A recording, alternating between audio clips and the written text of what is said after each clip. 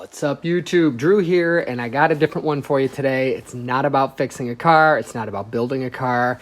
It is about modifying the US General Toolbox from Harbor Freight. Now, for years, I had a much smaller one. I needed a bigger toolbox. I did a lot of research. I was willing to spend good money. I didn't want to spend $10,000 on like a Snap-on or something like that. But, you know, I was willing to spend a couple grand, whatever. Did a lot of research, and it pointed me towards the US General. I got the bottom chest. I think it's 44 inches, both side chests, and this top chest for like $1,200, you know, whatever. So being that my old one was very abused and worked great, I thought I'd give this a try. I love it, but it came with something I hate. So this top, which is pretty useless, by the way, because it's only as deep as from the black to the hinge, and then from the hinge to this first bend. So I guess the sum of this in this here. I was going to use it as like my safety cabinet, so it's where I'd have gloves, safety glasses, my respirator, earplugs, things like that I use, that I should use every time I work on a car, right? So kind of like my safety cabinet, my go-to cabinet. But unfortunately, this top cabinet has to be open to open the drawers, which is horribly annoying, I think, anyway. Especially because, you know, say I want to use this as kind of a clean space to keep eye protection and gloves and things like that. I don't want to have to leave it open when I'm working. I don't want to open and close it every time. So I set out to modify it, and I found a really simple solution.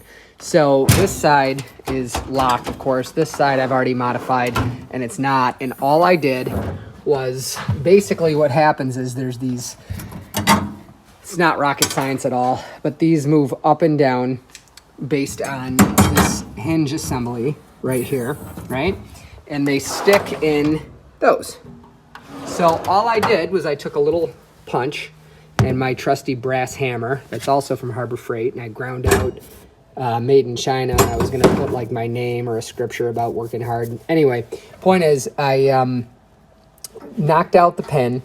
Then over here it's a little bit tight because the pin is in from this side. So you gotta work from this side. I just took the pin that I took out, put it in here, tapped it out with my hammer, and I will show you guys. I have faith that you can figure it out, but just in case, I will show you.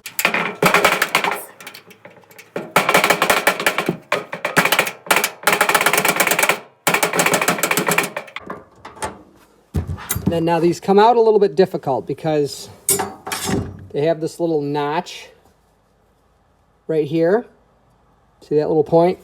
And it's pretty tight tolerance there. So I pull it up as far as I can, and then you just kind of gotta rip it out of there and use your hand to stop it from scratching the top of your toolbox. Now that that's out, this can all be, you know, returned to bone stock here if you'd like. But now with my modifications, bam, very easy. I love this setup. I think it's worth more than the $1,300 that I paid for it. This is Drew with a quick and easy modification to your US General Toolbox. Hey, if this was helpful, definitely like the video, subscribe to the channel. You will see a lot of cool stuff about fabrication, repairing regular cars, building classic and hot rod cars, as well as imported right-hand drive cars from Japan. So again, this is Drew. Please like the video and subscribe to the channel. Thanks.